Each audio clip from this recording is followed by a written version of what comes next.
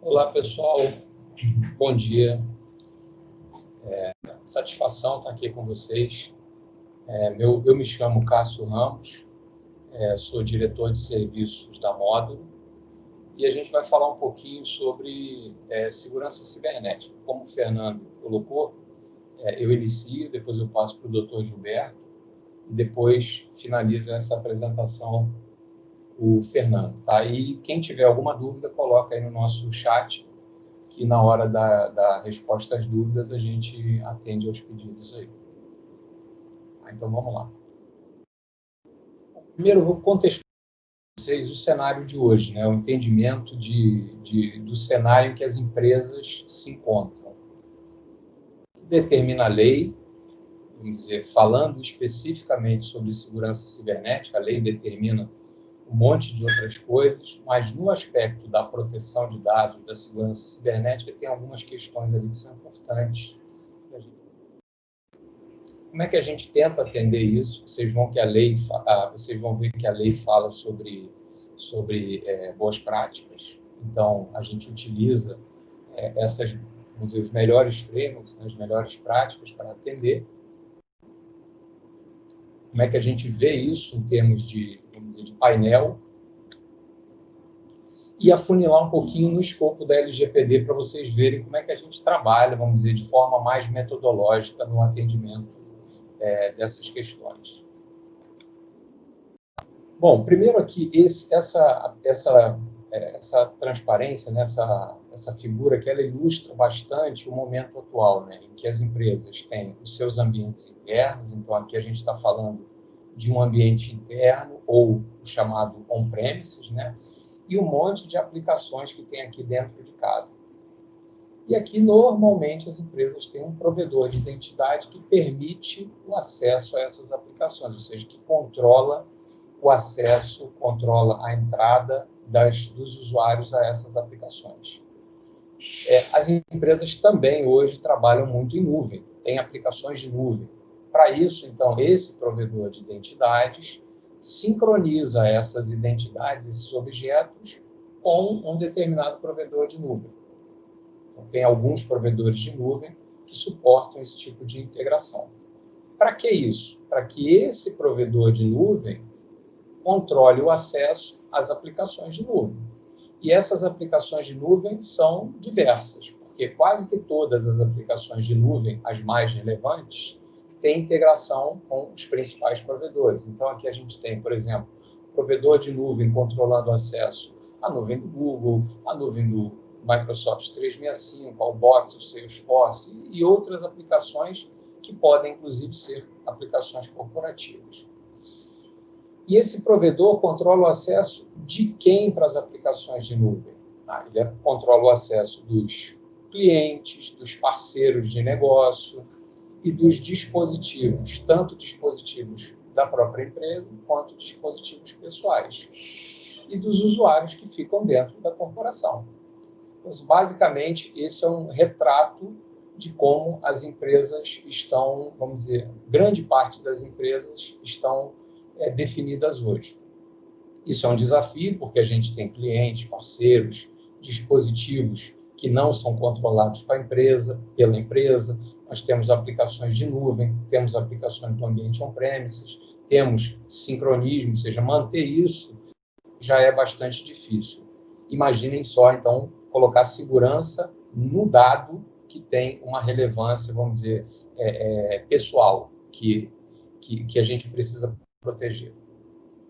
O que diz a lei? A lei diz um monte de coisas. Eu peguei o trecho mais emblemático, que é o que define que a gente precisa ter boas práticas. Então, o capítulo 7 da segurança das boas práticas, na seção 1, artigo 46, ele diz isso aqui: os agentes de tratamento devem adotar medidas de segurança técnicas e administrativas. Então, não basta implementar segurança, você tem que ter uma boa gestão.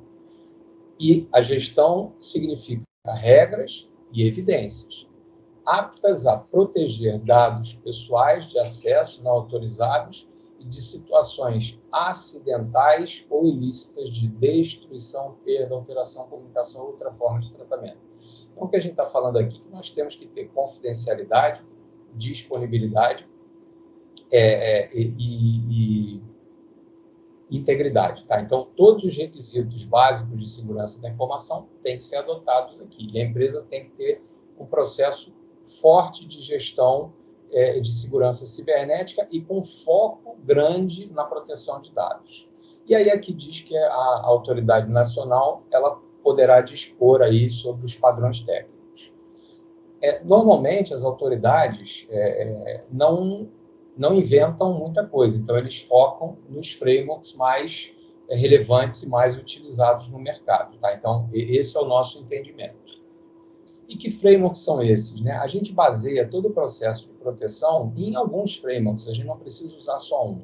Então, por exemplo, o pai dos frameworks de riscos é a ISO 31000, que é a norma de gestão de riscos. Tá? Então, abaixo dela tem a norma de gestão de riscos cibernéticos, que é a 27005. A gente tem aqui um framework de programas, né? Nós temos aqui dois exemplificados, o NIST CSF e a própria ISO 27001, para estruturar um programa de segurança. E aqui os frameworks de controles, destacando o PCI DSS. E por que o PCI DSS, que apesar de ser um framework que tem, vamos dizer, como atores principais as bandeiras de cartão, né? Então não é uma lei, mas as bandeiras exigem o cumprimento desse framework. É um framework muito bom para proteger dados sensíveis, que no caso do PCI são dados de cartão de crédito. A gente tira muitas informações e controles porque ele é muito efetivo tanto na proteção de dados quanto na segregação desse dado, ou seja, o dado precisa estar protegido e segregado. E é mais ou menos a mesma coisa que a gente entende que deve ser feito na LGPD, só que o desafio é muito maior, porque segregar dados pessoais não é tão simples como segregar dados de cartão numa operação de cartão de crédito. E aqui, vamos dizer, o nosso framework mestre, né, de controles, que é o SIS, que a gente vai falar um pouquinho dele.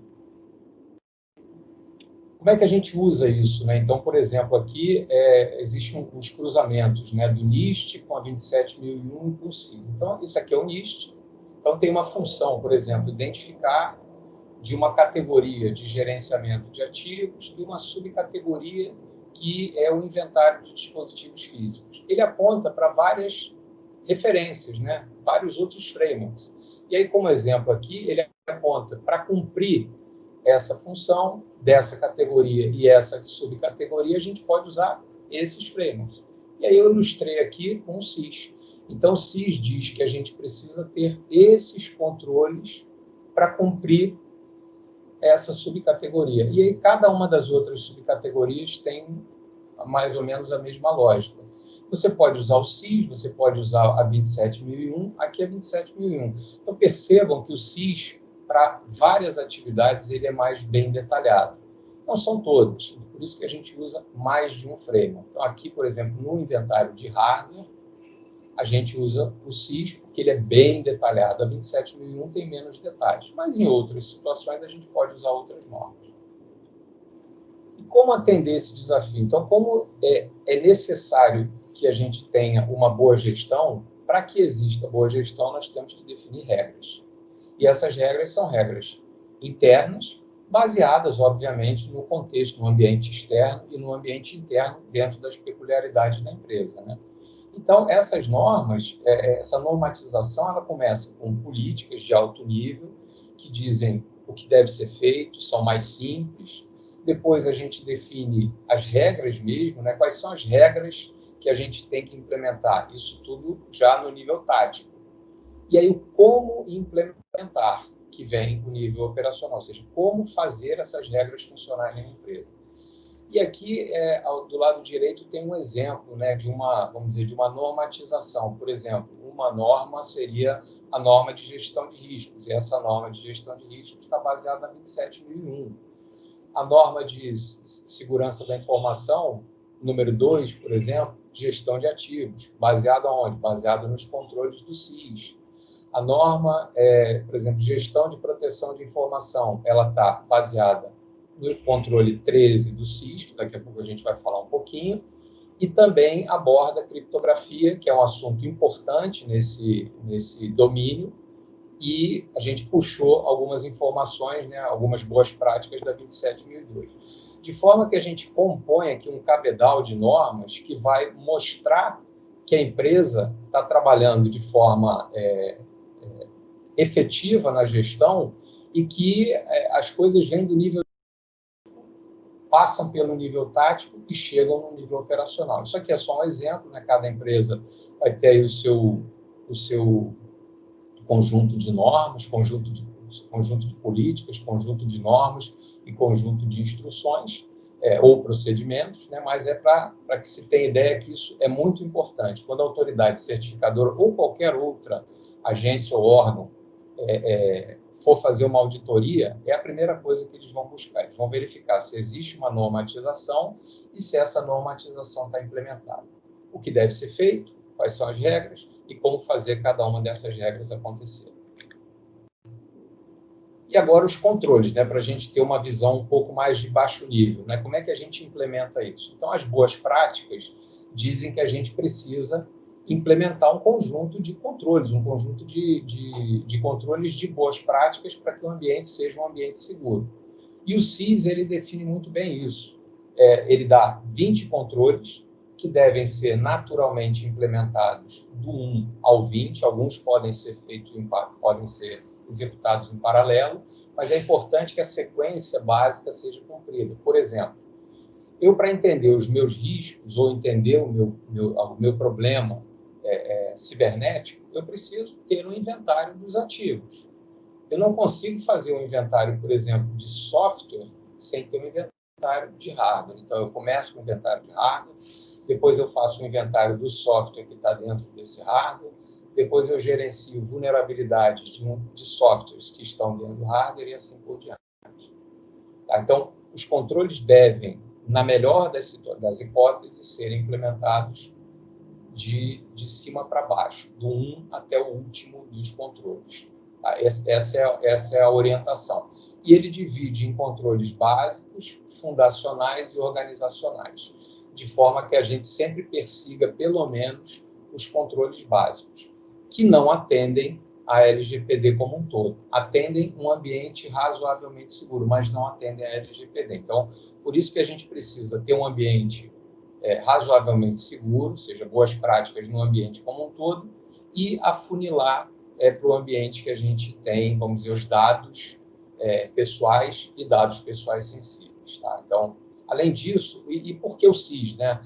O CIS, primeiro, ele é um instituto sem fins lucrativos, ele tem como visão ser uma referência global em segurança cibernética, é um ambiente aberto, qualquer um pode colaborar e participar, basta se afiliar, e é um consenso. Então, a comunidade de segurança entende o CIS como um consenso de todos que ali participam. E a missão dele é identificar, desenvolver, validar e promover as melhores práticas em segurança cibernética.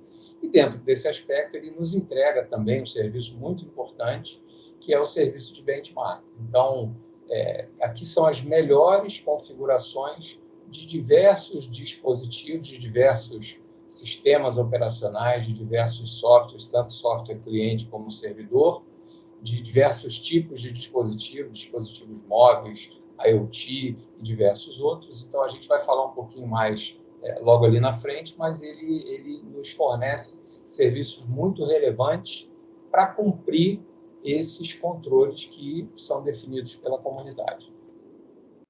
Qual a ideia? A ideia é a gente ter um painel de maturidade do CIS Top 20, de forma que a gente possa evidenciar com esse painel como é que nós estamos em termos de maturidade para cada um desses controles. Então, observe, esse exemplo aqui mostra mais ou menos que a gente, em inventário e controle de ativos, a gente tem uma maturidade razoavelmente baixa.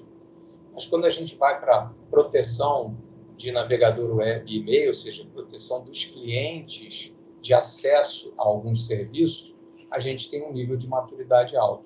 Isso mostra que existe um processo de gestão e esse processo pode ser um processo evolutivo.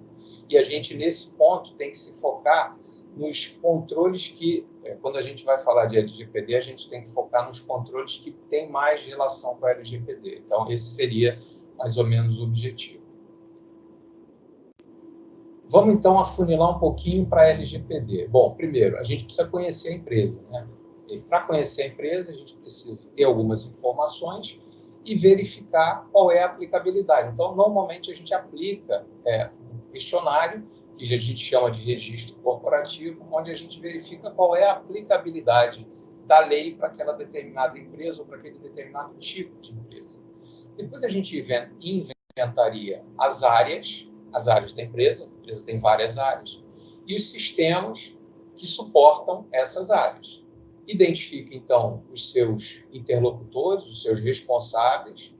Isso tudo é composto de um inventário também de sistemas, e os sistemas têm inventários.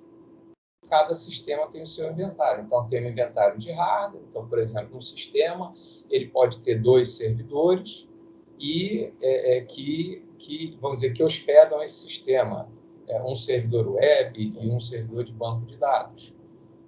Esses servidores têm softwares que servem, vamos dizer, ao sistema. E esse sistema também tem dados. E a gente precisa identificar esses dados, onde eles estão, com relação a serem dados pessoais sensíveis, e até as categorias de dados de forma a bem protegê-los. E aí, a cada um desses itens, a gente vai aplicar controles. Por exemplo, aqui na empresa, a gente aplica os controles 17 e 19, que é o controle de conscientização em segurança da informação, que é o controle 17 do SIS, e o de resposta a incidentes. Esses são os dois, vamos dizer, importantes para a gente aplicar no nível da empresa. Quando a gente pensa no nível do sistema, a gente tem a gestão de vulnerabilidades, o controle de privilégios, as configurações seguras no nível do sistema, os logs. Desculpa, pessoal, tem um barulho aí, passando um carro aqui. A manutenção de logs do sistema. Temos aqui o controle 9, que é o controle de portas e protocolos, ou seja, é importante que o sistema tenha um nível relevante de segregação e não possa ser acessado por todos e nem em todos os seus serviços, mas sim só nos serviços que são efetivos, né? O sistema precisa ter o controle 10, que é a capacidade de recuperação no nível, no nível de sistemas. Ele precisa ter a proteção dos dados, ou seja, mecanismos de proteger os dados. Ele precisa ter um bom controle de acesso e tem que ter capacidade de resposta a incidentes. Quando a gente vai no hardware, eu coloquei aqui só para ilustrar, é o controle desse hardware e aqui o controle, vamos dizer, gestão de anti-malware, para que fique associado aí o malware a cada um dos hardwares associados. Na verdade, fica mais associado ao sistema operacional. E aqui no software, a gente tem os controles de gestão do inventário de software. A gente precisa também do controle 5, que são as configurações seguras de software e as configurações seguras de software cliente, tá? Browser, navegadores e clientes de e-mail. E aqui no caso dos dados, né, a gente precisa do log dos dados, ou seja, quem acessou, quando acessou, e também da proteção desses dados, ou seja, já no nível do dado, a proteção do dado. E como é que faz isso, né? A gente aplica as boas práticas. Então, por exemplo, aqui nas melhores configurações de sistemas e de clientes, a gente usa os benchmarks do SIS. Os benchmarks do SIS são regras que a gente usa para hardenizar, ou seja, endurecer esses sistemas e deixar esses sistemas mais seguros. Essas regras já estão prontas, elas já estão definidas, já estão aprovadas pela comunidade, ou seja, basta a gente pegar essas regras e implementar. Isso não significa que seja fácil, mas significa que o trabalho já foi feito. A mesma coisa que a gente faz agora no nível do sistema, eu não fiz para todos os controles, fiz para os principais, mas no nível do sistema, a gente também tem algumas regras aqui, e aí eu simplifiquei, são várias outras, mas eu coloquei só as mais relevantes, né? Primeiro, o sistema protegido, né, ele precisa ter mecanismos de classificação de dados. A gente precisa ter sistemas de nuvem autorizados, ou seja, Shadow IT, sistemas de nuvem que não se conhecem, não deve ser utilizado. Sistemas devem ter mecanismos para verificar se aqueles dados que nunca são acessados, ou seja, depois você pode minimizar isso. O sistema deve ter mecanismos para deletar dados de forma irreversível, um controle também importante. Mecanismos de restrição de compartilhamento de dados e deve possuir cópias de segurança. Então, esse seria, vamos dizer, a implementação do controle número 13, que é o de proteção de dados. Quando a gente vai para o 14, que é mais um muito importante também, o sistema deve ter um provedor de identidade. Não é desejável que o sistema tenha uma autenticação local. Ele deve delegar a autenticação sempre para um provedor de identidade. Deve haver uma gestão do ciclo de vida das contas. Quando você tem um provedor de identidade, isso fica muito mais fácil de fazer. As credenciais ou não devem ser armazenadas ou devem ser armazenadas usando funções de hash, isso é uma coisa mais técnica. A comunicação entre o cliente e o servidor tem que ser criptografada, fim a fim. Devem existir contas específicas para tarefas administrativas. Autenticação forte sempre é desejável, eu diria que é imperativo. E o uso de múltiplos fatores de autenticação, que é o que define que uma autenticação é forte. O sistema deve ser segmentado, ou seja, nem todos podem acessar o sistema não deve estar visível para todo mundo. E o acesso externo, só se for necessário, claro, e o acesso externo de quem está do lado de fora deve ser feito por algum tipo de tunelamento ou VPN. Tá, então, basicamente, é isso que a gente, nesse formato que a gente trabalha. Eu acho que eu passei 1 minuto aqui do meu tempo. Agradecer a presença de todos e estamos aqui à disposição para qualquer tipo de dúvida, e eu passo a palavra agora para o Dr. Gilberto. Bom dia a todos. É um prazer participar aqui na live. Eu vou carregar aqui a apresentação rapidamente.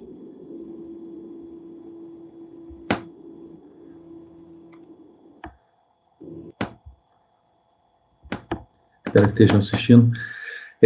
Quando a gente fala em segurança, com relação à privacidade, legalmente, é sempre uma questão de uma contra a outra, né, do antagonismo. A segurança ferindo a privacidade, por exemplo, via monitoramento de comunicações. Então, quando surge um assunto novo, que é esse da segurança a favor da privacidade, né, para proteger os dados pessoais, existe uma impressão, assim, em geral, de que essa segurança seria uma elucubração teórica ou seria uma expectativa moral, mas não.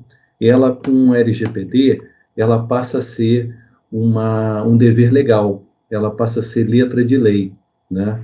E eu estava olhando no Google como a LGPD é associada à segurança, e a impressão que a gente tem é de que existe, assim, uma visão muito ainda difusa, né? Quando a gente pesquisa LGPD e segurança, a gente tem mais de 8 milhões de referência. Depois, quando a gente fecha o foco um pouquinho em segurança cibernética, a gente já cai para 150 mil, quase 160. E quando a gente vai para a gestão de incidentes, cai mais ainda, quase metade. Então, a LGPD é associada à segurança de uma forma ainda um pouco diluída, né? Eu acho interessante esses gráficos aqui. Na ordem do dia, está o Google e o Facebook sendo investigados agora numa ação nos Estados Unidos, 46 estados, mais a União dos Estados Unidos, em relação à questão da privacidade, né? E os vazamentos de dados têm gerado um impacto, assim, impressionante. Aqui a gente tem um exemplo, por exemplo, da Equifax, em que a ação caiu 27%, né? A gente tem também estatísticas, assim, de reporte à CVM americana cada vez maiores, né? E as perdas são muito grandes. Então, quando a gente junta a segurança e a proteção dos dados, a gente vê que o efeito econômico é muito relevante, né? E como é que é na letra da lei, né? O Cássio mostrou o artigo 46, né, que fala exatamente das técnicas de segurança, dos padrões que vão ser regulamentados pela autoridade e tudo mais, e isso tem tudo a ver com os princípios, né, que a própria LGPD anuncia. Tem 2 princípios, um não podia ser mais claro, chamado princípio da segurança, né, que fala da utilização, exige a utilização dessas técnicas, e outro da prevenção. Como a gente está falando aqui de ações preventivas para defesa jurídica e administrativa, né, o princípio da prevenção, por meio da segurança, né, ele é uma obrigação. Então, realmente, aquele debate de segurança e privacidade como antagônicos é substituído agora por, assim, cumulativos, né? A LGPD diz ainda sobre a garantia da prevenção à fraude, né? O dever de segurança do titular, então o enfoque é preventivo, principalmente, e também nos relatórios, né, uma informação mínima, deve ser identificada a metodologia utilizada. Então, tudo aquilo que o Cássio vinha falando sobre metodologia é muito importante, porque é necessário constar em relatório, nesse tipo de transparência, porque é o que, de certa forma, vai permitir a garantia da segurança, né? E a autoridade nacional pode, então, tratar sobre interoperabilidade, né, conectividade, a segurança vista como cadeia, como ecossistema, né? E falando em segurança, o que a lei exige é a segurança previsível. Essa aqui, no caso da Sony, aqui era uma segurança contra alguma coisa que era prevenível, né? Então, um incidente prevenível.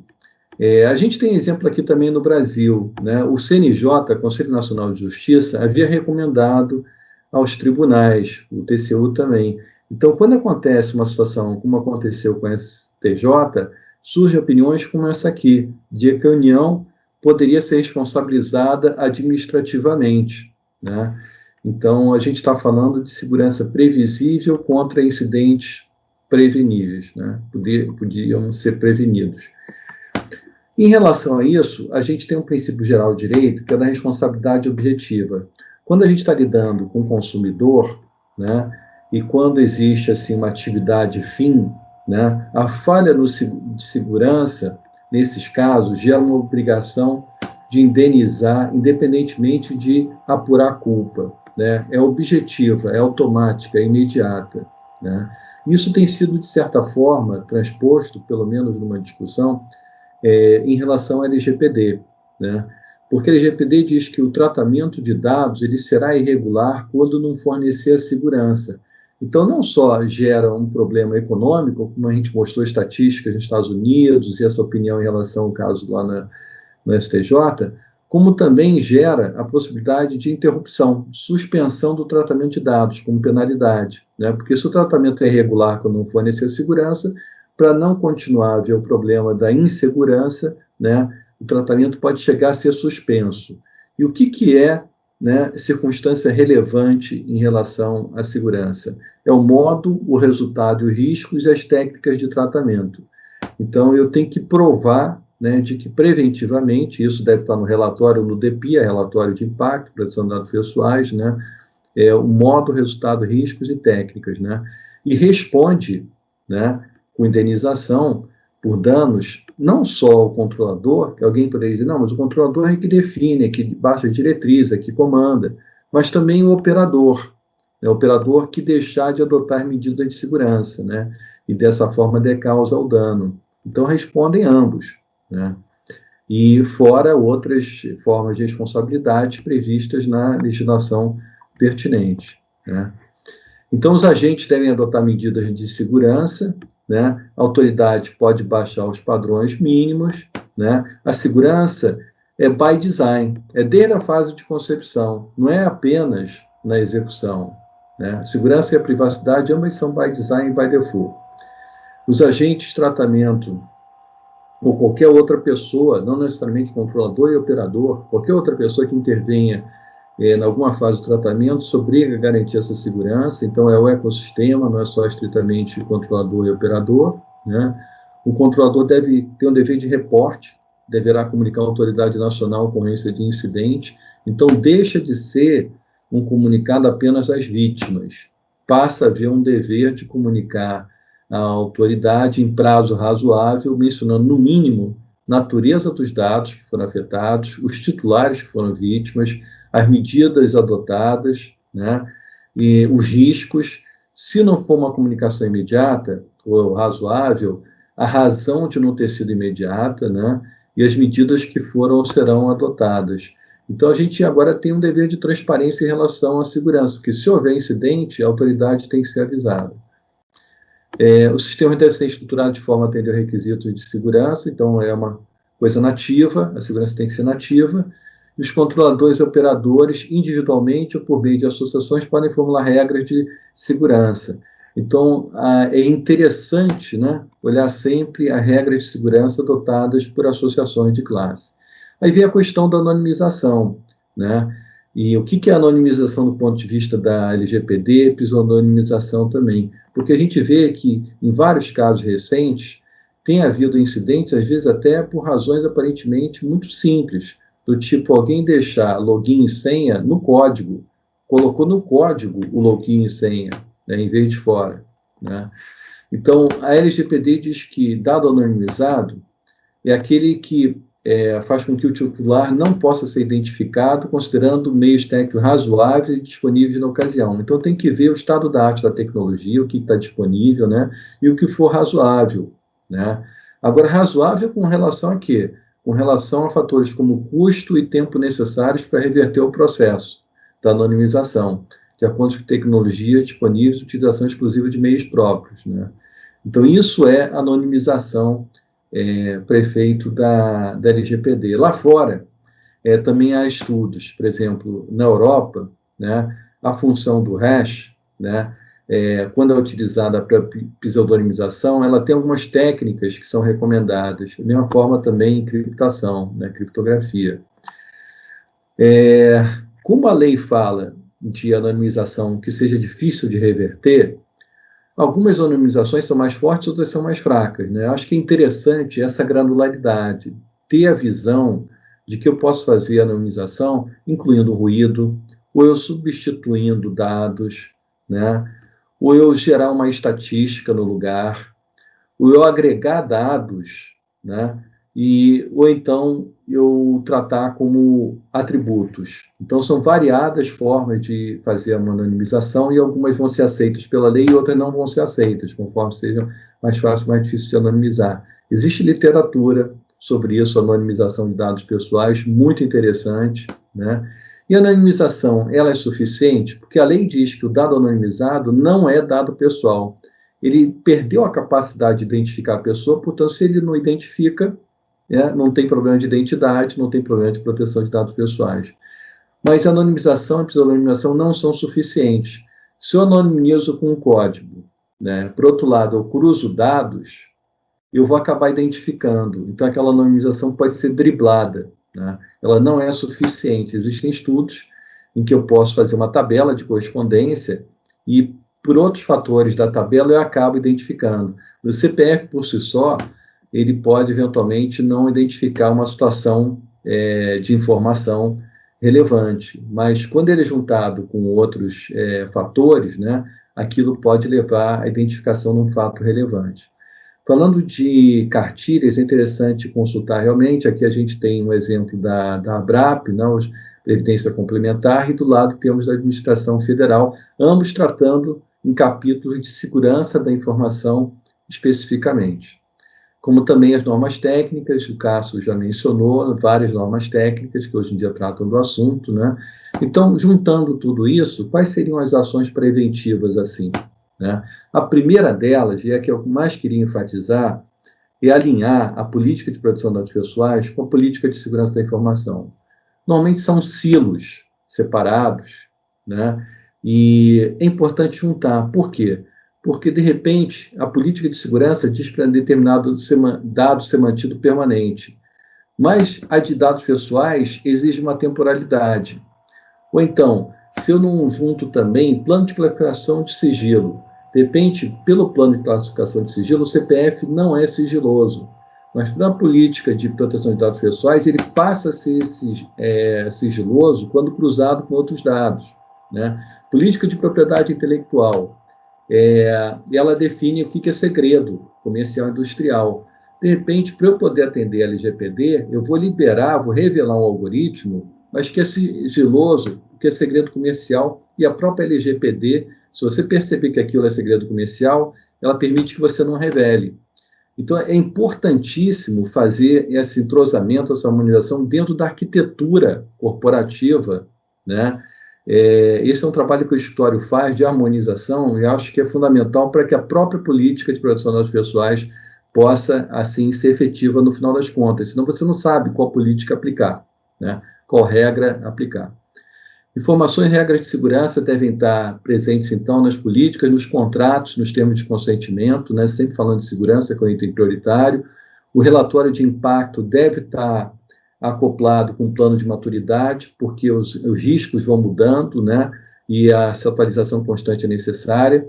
A harmonização com as regras setoriais, tem muita regra, por exemplo, a área de competência complementar, a área médica, também terapias genéticas avançadas, tem tanta regra setorial de segurança e tem que haver um casamento, né, com a regra de segurança da LGPD. Templates para comunicação rápida de incidentes, porque o prazo é importante, né, o prazo em tese é imediato. Proporcionalidade, para não adotar um método de proteção, por exemplo, a anonimização, que às vezes é cara e demorada, que seja desproporcional, que não seja necessário, né? Então, considerar sempre a natureza do dado, o porte da instituição e o volume de dados trafegados, para poder fazer aquilo que seja o necessário, e não mais que isso. Seguros contra risco de ataque cibernético, seguros que tenham uma proteção específica, né?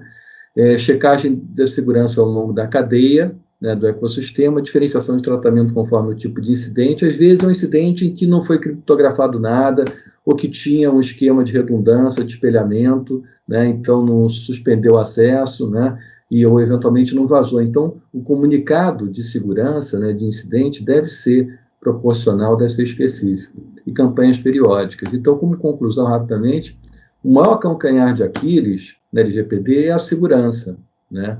É uma fonte de perda e penalidade. Ela tem que estar alinhada, a segurança de sistemas de processos, com a segurança documental, né? Não adianta eu proteger tecnicamente se eu não proteger também legalmente, né? A definição da segurança razoável precisa ser revisitada sempre, né? E essa segurança jurídica, ela tem que ser planejada com antecedência, né? De uma forma consistente e permanente, porque é algo que dá liga, né, com a segurança de sistemas e de processos. Então, era isso que eu tinha preparado e eu vou devolver aqui a palavra para o Fernando, então, agradecendo a atenção de todos. Obrigado. Bom dia a todos. Falar um pouquinho sobre um assunto de gestão de incidentes, né, que é um assunto que tem um artigo na LGPD, o artigo 48, só que, obviamente, ele se aplica a diversos outros. Um ponto, nós falamos de várias ações, né? A própria LGPD, ela diz que é necessário você comunicar o incidente. Bom, comunicar o incidente, ele demanda, primeiro, você saber que é um incidente. Depois que você fala que é um incidente, você precisa classificar que aquele incidente é um incidente comunicável. Então, é muito comum falar resposta a incidente. Ok, quando você vai fazer resposta a incidente, você já classificou que aquilo é um incidente, então você precisa responder ao incidente. O desafio, né, muitas vezes, não está em dar a resposta ou em comunicar, está exatamente em gerir, em pegar um incidente. Na verdade, o incidente não nasce um incidente, ele nasce uma ocorrência. Eu sempre faço a analogia, quando você liga para o 190, né, a pessoa que fala o primeiro alô, ele não está atendendo um incidente, está atendendo uma ocorrência que vai ser classificada. Pode ser um trote, pode ser uma ligação errada, pode ser... A ligação pode cair, pode ser um pedido de informação, pode ser um elogio ou pode ser um incidente. Mas o que classifica se é um incidente ou não é o padrão. Então, conforme o que a pessoa relata de um lado, o atendente lá, ele classifica. Ó, isso aqui, ó, é um cachorro pitbull solto na rua. Isso é o quê? É incidente ou não é incidente? Não adianta cada um falar qual é a sua opinião. Se eu soltar uma pesquisa aqui para todo mundo, ó, pitbull solto na rua é incidente ou é crise? Alguns podem dizer que é incidente, outros que é crise, outros que é ocorrência. Então, dependendo do modelo, nós precisamos ter padrão para isso, tá? Para poder classificar e pontuar se a ocorrência continua como ocorrência ou se ela é um incidente. O próprio Covid já foi ocorrência, já foi incidente, hoje é crise, em algum momento vai virar uma crise tratada, esperamos todos nós. Então, o processo ele tem um ciclo de vida, né? É necessário você tratar esse ciclo de vida. Bom, então, dentro da gestão de incidentes na LGPD, nós temos aspectos importantes, porque o que interessa lá no artigo 48 são os incidentes relacionados à proteção de dados pessoais. Esses incidentes, né, muitas vezes se confundem com incidentes de segurança cibernética, com incidentes de segurança da informação. Inclusive no glossário, tá, da política de vocês, é importante ter lá a definição o que é proteção de dados pessoais, o que é segurança da informação, o que é segurança cibernética. Sempre que você estiver fazendo qualquer tipo de referência, para você poder entender, o que a gente tem, qual é o nosso foco, né? Porque nós vamos ver muita coisa. O Dr. Gilberto fez aí uma pesquisa, mostrou a pesquisa no Google do correlacionamento entre a LGPD e uma série de elementos.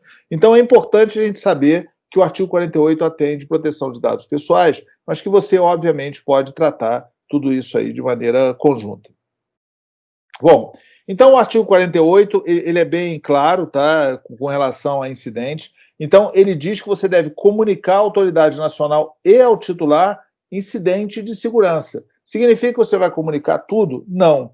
A própria resolução 4658 do Banco Central, ela fala em incidente relevante, ou seja, o que precisa ser comunicado é um incidente relevante. Eu acho que isso se aplica aqui também. Não é qualquer tipo de incidente. Eu tive um problema aqui com meu storage quebrou e eu recuperei o backup.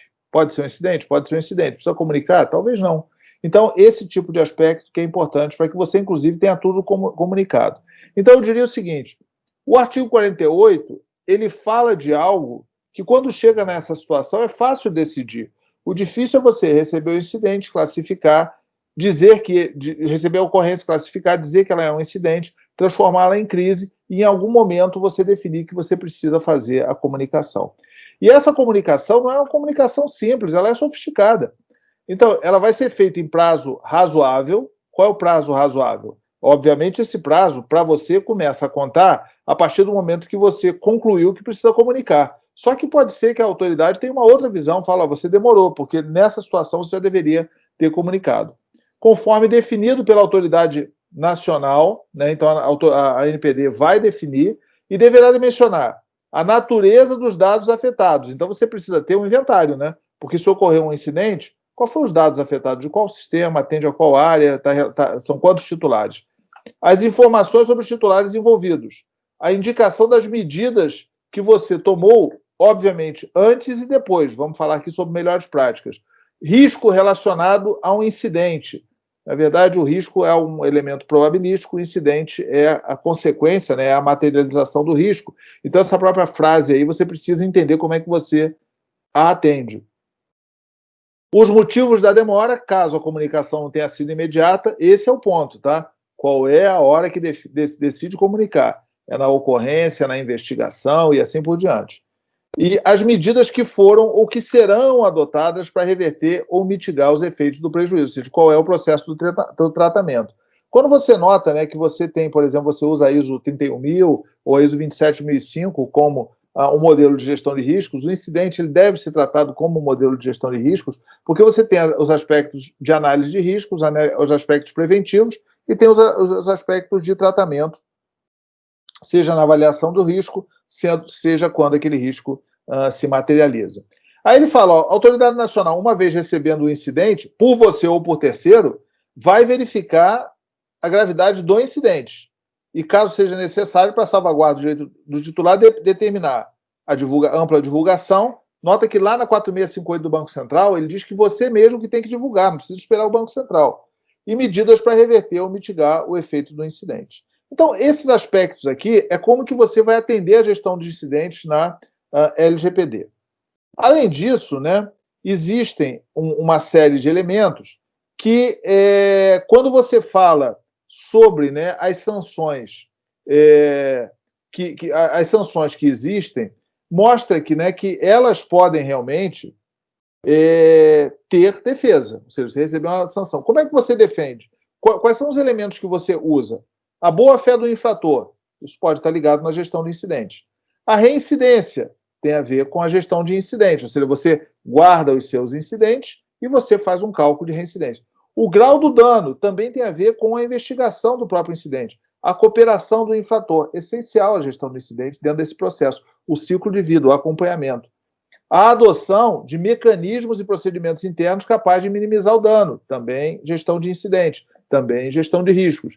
A adoção de política de boas práticas e governança e a pronta adoção de medidas convertidas. Então, nota que o elemento que está com relação à gestão de incidente é essencial na hora que você sofre uma sanção. Então, todo mundo fica preocupado com a sanção, você tem que preocupar também com a resposta à sanção que está ligada à gestão de incidente. Então, o ciclo de vida de incidentes começa com a notificação, quando você sabe. Se você não sabe, obviamente, suponha, tem casos aí de bancos de dados, né, que foram copiados, né, mas ficaram armazenados em algum suporte durante muito tempo. Tem bancos de dados que está esquecido em determinado lugar. Ele foi vazado, mas está esquecido. Ou seja, o evento do vazamento já aconteceu, só que ele não foi divulgado. Então, conta da hora que você soube, você faz uma análise, né, que é coletar as informações, você faz a avaliação, que é o julgamento, determina o tratamento e presta conta. Presta conta pode ser para qualquer um, tá? Pode ser para você mesmo, pode ser para a gestão da organização, pode ser para a agência reguladora, pode ser para o judiciário. E esse é um processo cíclico, sendo que o incidente, ou seja, a ocorrência, ela precisa estar sempre sendo classificada. Ela é uma ocorrência, ela é um incidente, ela é uma crise. Então, esses elementos aqui são essenciais. E é importante, né, que você trate o incidente de uma forma que você possa classificá-lo. Isso realmente é um incidente? Então, existem casos que você tem certeza que é um incidente. Tem casos que você tem certeza que não é um incidente. Nenhum desses casos está no problema. O problema está no meio. Está quando você não sabe se é incidente ou não é.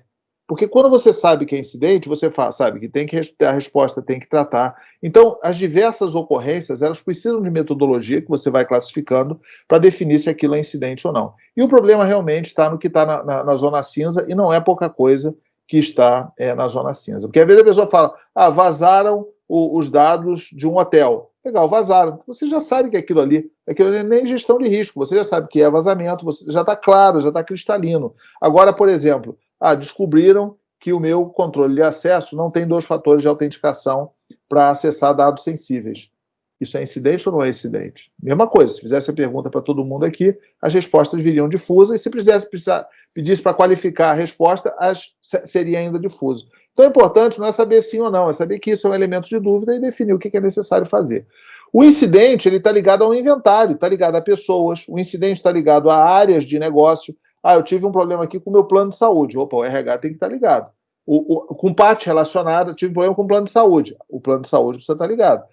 As aplicações precisam estar ligadas. Os DPOs, caso tenham parte relacionada, precisam estar ligados. Então, o incidente, ele é composto de tudo isso. Quando você fala que precisa comunicar, você precisa fazer uma comunicação ampla. Não é comunicar um incidente. Eu tive um problema aqui que vazou um pedido de exame de imagem, o resultado de um exame de uma imagem. Vazou aonde? Vazou na passagem nossa aqui para o plano de saúde. Legal, olha quanta gente que está envolvida. É um incidente e o reporte exige tudo isso.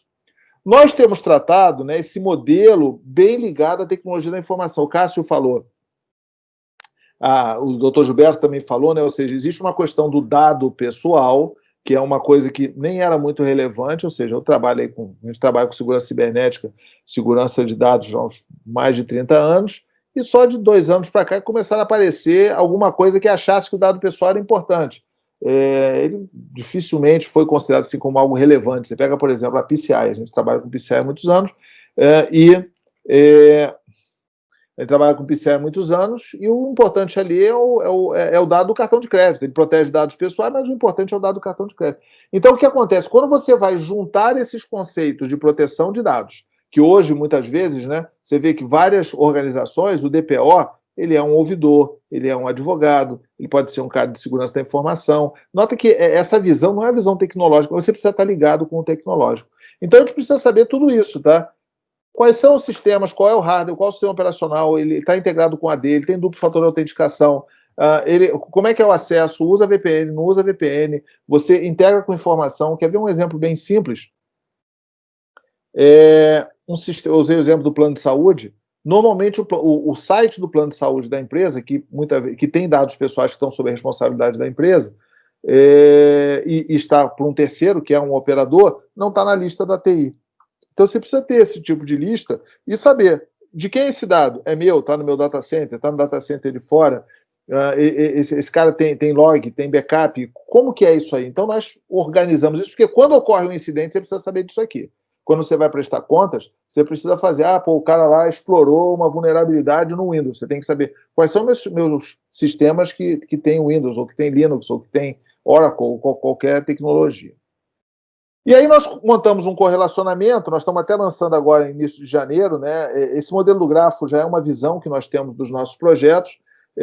Essencialmente aí em azul estão as áreas, em verde estão os sistemas e suporte de dados, porque não é só sistema, né? Se pegar fogo num galpão que guarda dado pessoal seu que estava em papel, isso aí é um incidente. Se pegar fogo no galpão do seu prestador de serviço, que guarda as suas fichas de funcionário em papel, isso é um incidente que envolve um operador que trata dados pessoais sensíveis. Então, não é só a parte de tecnologia, né? Em vermelho estão as partes relacionadas, a agência de viagem, o prestador de serviço, o próprio governo, Uber, os prestadores de serviço de tecnologia, e os incidentes também entram dentro desse ecossistema, né? Foi até curioso, nós fizemos uma apresentação e quando a pessoa viu isso aí, falou, não, agora que eu entendi o que é LGPD, eu falei, pô, não é possível. Mas, de qualquer maneira, nós fazemos esse cruzamento e é possível você fazer uma visão. Então, o sistema está aqui. Às vezes, quando a gente mostra um projeto desse, o cliente fala, pô, isso é muito complicado. Eu falei, cara, para você ter ideia do que é o seu problema, porque o problema está realmente dentro desse processo e essa é uma das saídas que a gente gera. Nós estamos começando a desenhar cockpit de DPO, na verdade, a sala é um instrumento aí de engenharia civil, né? Ele não é o ambiente, né, que vai estar que depende das aplicações. A aplicação se acessa no celular. Mas se eu tenho muitos dados pessoais para tratar ou muitas demandas, eu posso formalizar numa sala dessa. E um dos elementos que são relevantes são exatamente os incidentes. Bom, aí a gente também tem o painel de controle. Olha só, os incidentes vão ocorrendo, aí vem um ponto importante. Requisição do titular é um incidente? Com certeza é uma ocorrência, né? Porque a ocorrência é o que sai da sua curva, é o que está ali na variância. Alguém pediu, isso é uma ocorrência diferente. Você pode tratar como incidente? Pode ou não, depende do seu modelo, tá? Privacy by design, vamos criar um sistema novo, tem que aplicar o privacy by design. Isso é uma ocorrência de LGPD. Então, nós temos feito a classificação bem parecida com essa, de forma, inclusive, que todos os dados, né, possam ser vistos de forma bem clara e transparente. Quando você clicar aqui no incidente, vai aparecer, isso aqui tem a ver com tais assuntos da LGPD, com tais áreas, com tais sistemas, com tais partes relacionadas, com tais atividades que estão sendo feitas no plano de ação, determinados DPOs estão ligados a esse incidente, ou seja, como que é esse correlacionamento. A gestão de incidentes também exige que você tenha um fluxo, né? É essencial, tá? Você ter um desenho desse tipo que mostre como que você faz a sua gestão de incidente, ou seja, como é que ele entra, qual é a metodologia, como que ele é tratado e assim por diante. Além disso, um incidente, quando você faz o registro dele, você precisa guardar vários dados. Qual é o assunto da lei que esse incidente está relacionado? Qual é a descrição do incidente? Então, aqui pega um exemplo. A lista de dados pessoais foi divulgada no PasteBin. Suponha que tenha sido isso aqui. Lembra que eu falei lá que você precisa ter métricas para dizer se é ocorrência ou se é incidente? Nós usamos um modelo que é razoavelmente simples, mas pode também ser alterado, pode ser colocado mais sofisticado, que a gente usa o conceito chamado FUI, um método que a gente usa há muito tempo, que é a facilidade, a urgência e a importância. Você faz essa classificação e, de acordo com esse resultado, na verdade, essencialmente o que é feito é multiplicação e divide por 5, de acordo com esse resultado, você vai dizer se é incidente ou não. Então, você pode falar, olha, se o resultado estiver acima de 8, é incidente. Se for acima vai de 0 a 25, tá? Se for acima de 21, eu vou considerar que é crise. Então, se for acima de 21, você pinta de vermelho. Então, você pode fazer esse tipo de modelo. Qual foi a origem? Como é que você soube desse incidente aqui? Desculpe. Você soube do incidente via mídia? Você soube pelo saque? Você soube pelo seu sistema de monitoramento? Qual é o tipo da ocorrência? Cibernética, documento em papel, controle de acesso? Então, você vai classificando tudo isso e esse sistema vai dando para você. Tá? Quem usa o Risk Manager já tem esse tipo de recurso. Tá? Bom, E também, pessoal, quem quiser fazer pergunta pode fazer, tá? Estou no meu último slide aqui, pergunta para qualquer um de nós. Então, nós temos, né, várias melhores práticas que se correlacionam, né, e você pode usar diversas funções para buscar essa questão de gestão de incidente. No caso do CIS, que o Cássio falou, é o controle 19, o controle de gestão de incidente. No caso do NIST, né, a gestão de incidente está distribuída, porque você tem que identificar o incidente, você precisa ter proteções, você tem que detectar que aquilo ocorreu, você precisa gerar resposta ao incidente e também precisa recuperar. Então, o NIST, né, ele trata de forma mais horizontal o modelo do incidente, e o CIS ele trabalha de forma mais vertical. Bom, a ISO 27701, 27001, é o próprio governo federal, né, ele tem lá a instrução normativa, se eu não me engano, é número 8, que trata sobre a questão de gestão de incidentes, né, e com certeza esse é um elemento bem importante, acho que nós podemos também ajudar bastante vocês, podem contar conosco. Bom, eu concluo aqui, né, acabou que todos nós falamos mais do que deveríamos, mas de qualquer maneira, agradecemos aí a atenção de vocês. Eu vou pedir para o Cássio, por favor, fazer o comentário. Eu não vi ainda se tem alguma pergunta, Cássio, mas já, se você puder fazer o seu comentário do Cássio aí, por favor. Ok, Fernando, obrigado. Tem duas perguntas, mas eu vou falar sobre algumas recomendações que eu acho bastante relevantes que a gente tem em mente, né? Então, a primeira delas, né? A gente nunca tem recursos infinitos. Então, quando isso acontece, e isso acontece sempre, a gente tem que focar nas maiores dificuldades, nos maiores riscos.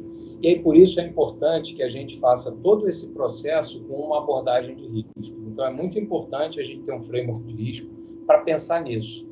A LGPD, ela não é uma lei, né, que deve ser tratada no âmbito técnico da segurança da informação. Ela começa de cima para baixo. Então, ela não começa de baixo para cima com os técnicos aplicando controles. Por quê? Porque isso não vai dar conforto nenhum sem ter um modelo de gestão baseado nas melhores práticas e consistente.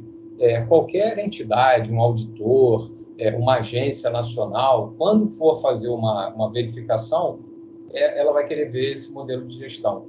O controle está lá embaixo. Então, é muito importante que a gente foque em um modelo de gestão e que esse modelo de gestão seja baseado nas melhores práticas.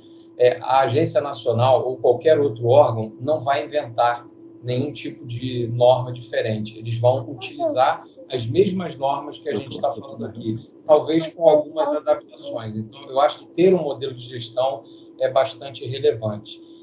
Fernando, eu vou passar para o Dr. Gilberto, que tem uma pergunta para ele aqui.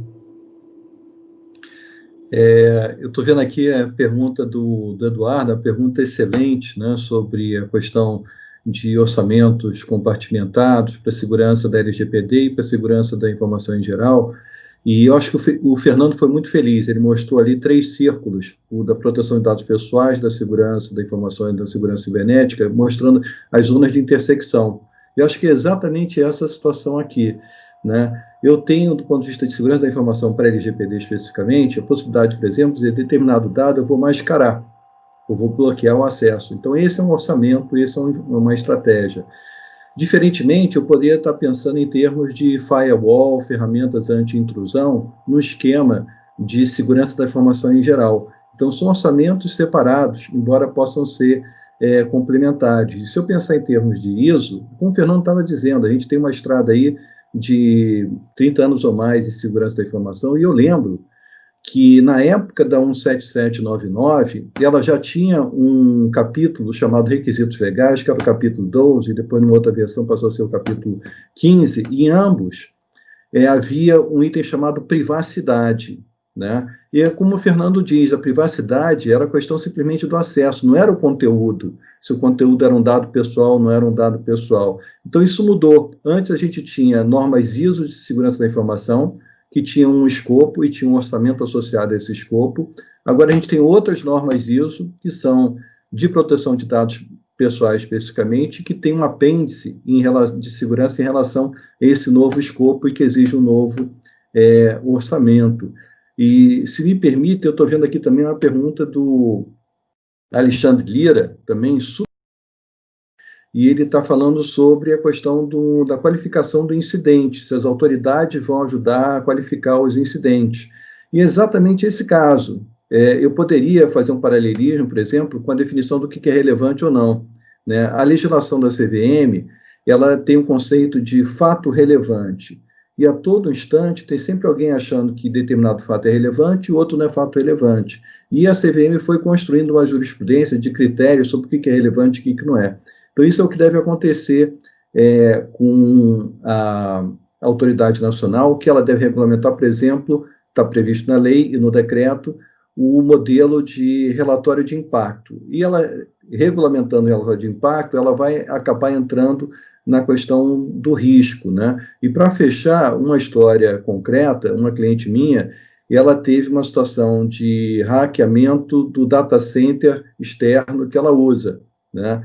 E me perguntou como que eu comunico, não comunico, reporto às autoridades, à polícia, etc. Eu falei, não, porque você tem um esquema de redundância, de espelhamento num outro site, né? Então você não ficou sem acesso, o gateway não foi bloqueado, os dados estavam protegidos, então a confidencialidade, os dados estavam protegidos, a integridade não foram corrompidos, né? E a disponibilidade, você tinha um outro site, um outro gateway.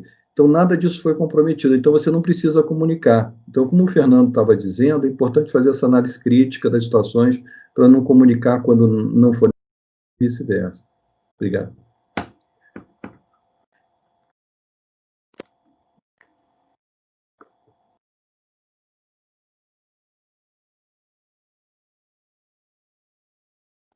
Fernando, você está no mudo.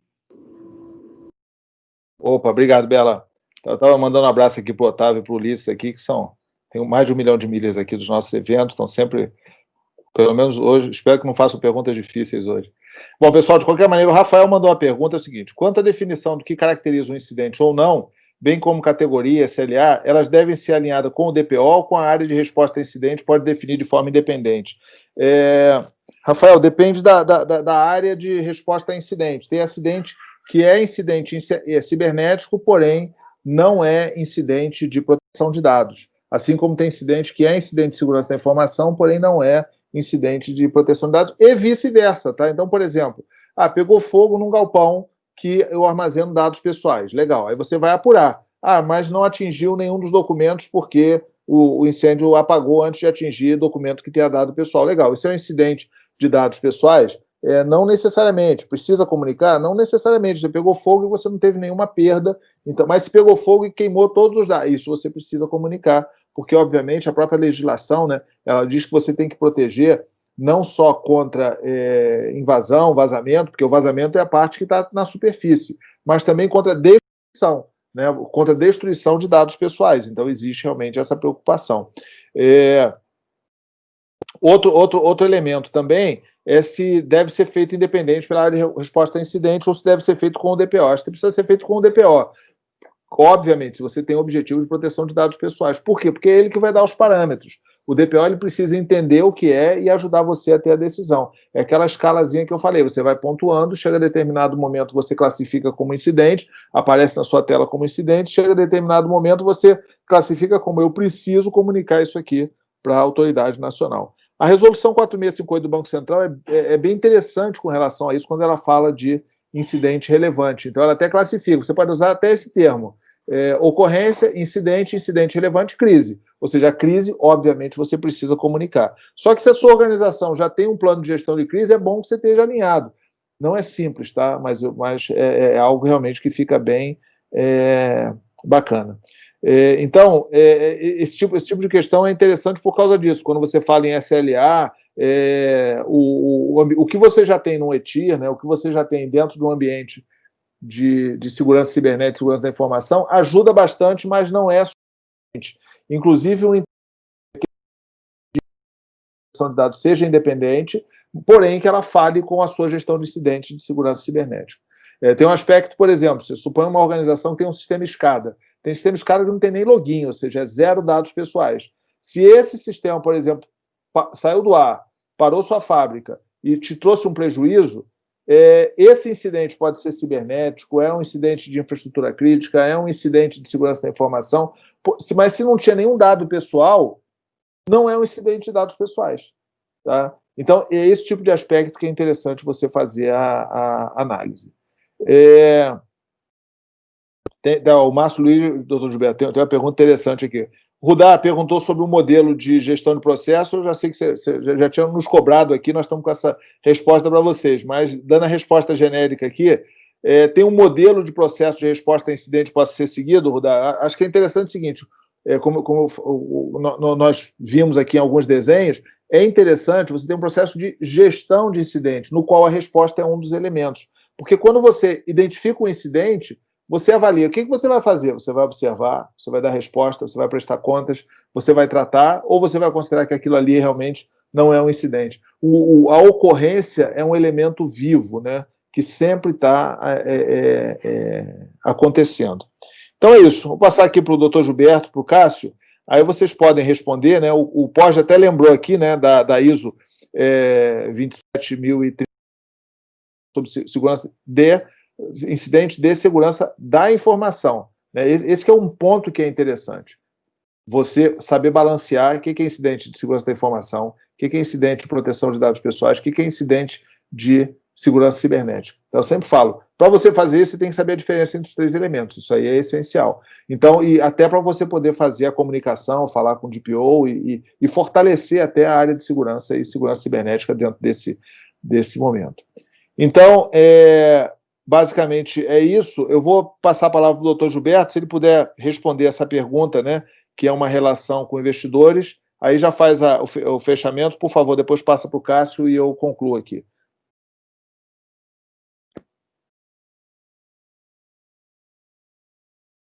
Doutor Gilberto, aí? Desculpe.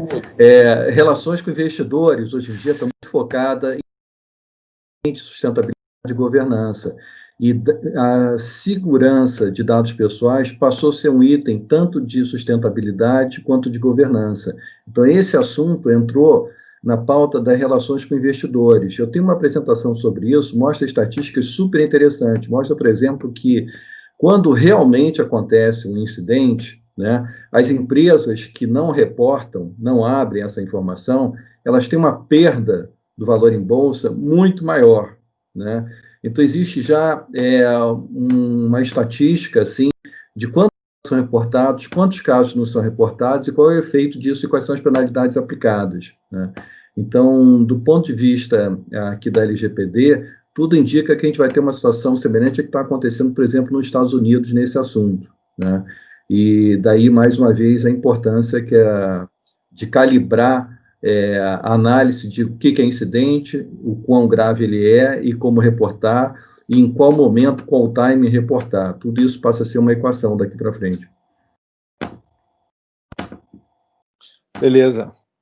Cássio, por favor, se você puder concluir, e aí eu fecho aqui, que o nosso SLA de tempo aqui já passou também. Já foi, né? Tá bom. Obrigado, Fernando. Bom, então, primeiro eu queria agradecer a todos aí, agradecer ao Fernando, ao doutor Gilberto, pela oportunidade de estar junto com vocês, e agradecer ao público aí também.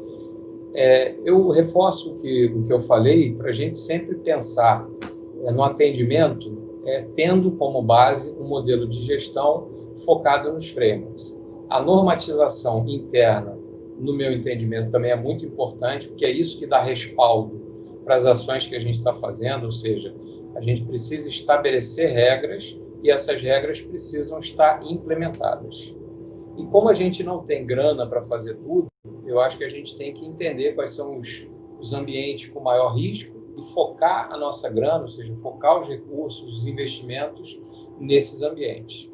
Não é uma atividade simples, mas é essa atividade que a gente precisa fazer e eu acho que a gente consegue evoluir desde que a gente tenha um bom modelo de gerenciamento, de gestão, a gente consegue enxergar bem o que está acontecendo dentro da instituição. Então, obrigado aí, passo a palavra para o Fernando. Bom, pessoal, para mim resta agradecer a todos. Vocês, quem quiser mais informações ou alguma apresentação ou algo que nós falamos aqui que te interesse, por favor, você pode apontar o celular para cá ou colocar, a Bela também colocou aí no chat esse link. Agradecer a presença de vocês, ao Cássio, ao Gilberto. É bom, eu sempre assisto os webinars aqui, porque eu falo aqui, mas estou sempre aprendendo também. Obrigado a todos, que todos aí estejam com saúde, né, na luta aí para sair dessa situação, e desejo a todos um Feliz Natal e um 2021 de primeiríssimo. Com certeza, espero que esse ano acabe, né? de alguma forma. Mas, de qualquer maneira, que acabe bem, termine bem para todos aí, estejam todos com saúde, e um Feliz Natal e um bom 2021 para todo mundo. Obrigado, pessoal. Até logo. Esse ano não temos mais lives, tá? Mas nós vamos divulgar as gravações das lives nas próximas semanas, e na semana de 4 a gente já começa, o Cássio está se preparando aí para fazer uma live inesquecível para todo mundo. Valeu, pessoal. Muito obrigado. Abraço a todos.